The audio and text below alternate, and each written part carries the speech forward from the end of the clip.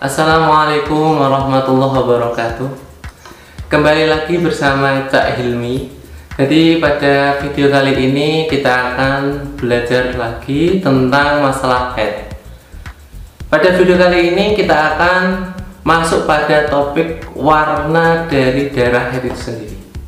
Jadi warna dari haid itu ada 5. Jadi peserta yang paling kuat nanti berurutan ya, dari yang paling atas itu paling kuat, nanti ke bawah terus. Jadi ada 5 warna darah haid. 1 hitam, 2 merah, 3 merah ke kuning-kuningan, 4 kuning, 5 keruh. Jadi ada 5 ya. Ini yang paling kuat itu yang pertama yaitu hitam, kemudian merah. Jadi ini bawahnya. Jadi hitam sama merah kuatan mana? Ya kuatan hitam. Soalnya nomor 1. Jadi semakin ke bawah itu semakin lemah ya. Jadi hitam, merah, merah kuning-kuningan, terus kuning, terakhir keruh. Lalu beranjak ke sifat-sifatnya. Sifat dari darah haid.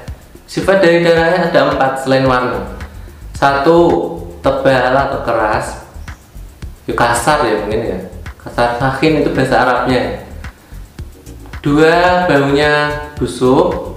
3 keduanya yaitu ada kerasnya, ada terus baunya busuk. 4 sepi dari keduanya. Jadi ini ada 4 macam sifat selain darah. Jadi tadi tebal, keras, terus apa itu baunya atau keduanya, atau terakhir tidak ada. Jadi murni dari keduanya. Lalu ciri-cirinya yang paling penting tuh di sini disebutkan wa huwa su'anna muhtadimun ladzaun. Jadi ciri-cirinya haid adalah muhtadimun, terasa panas dan menyakitkan. Itu ciri yang khusus bagi haid. Ya, karena kita sudah membahas warna, sifat, dan ciri-cirinya, kita akan beranjak membahas tentang waktu haid itu sendiri.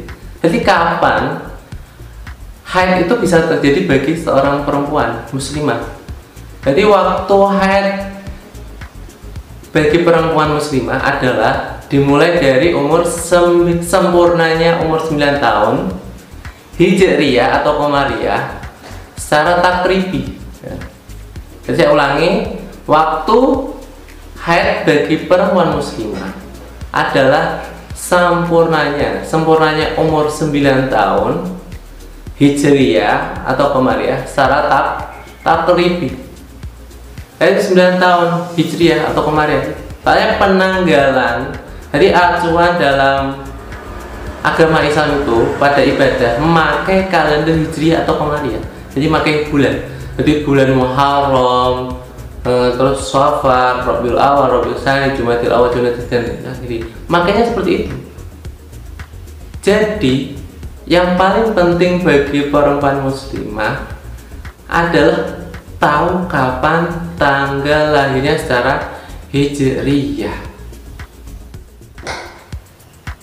Nah, jadi ya yang paling penting adalah tahu tanggal lahir secara Hijriyah atau Qamariyah. Bagaimana kita tahu? Ya, 1, kalau kamu tidak tahu atau ada perempuan yang tidak tahu kapan tanggal lahirnya, jadi kan kita nanti kan tidak tahu kapan umur 9 tahunnya secara Hijriyah atau Qamariyah. Jadi apa yang harus dilakukan? 1, bertanya pada orang tuanya. Soalnya mereka yang melahirkan. Jadi kalau tidak tahu orang tuanya, sekarang mudah, kamu punya smartphone dan cari di Google banyak itu. Dan saya sudah buktikan itu akurat ya. Jadi tanggal, misal tanggal lahir berapa, terus tanggal bulan berapa, tahun berapa, nanti tulis hijriahnya berapa, bisa. Nanti saya akan lihat ini, kasih videonya ya, seperti ini. Lalu takribi, kita bahas takribi ya. Takribi itu bagaimana? Takribi itu tidak harus pas umur 9 tahun, jadi boleh kurang. Jadi misal umur 9 tahun hijriah ya, ini hijriah, kita sekali lagi hijriah, jadi kurang dari 16 hari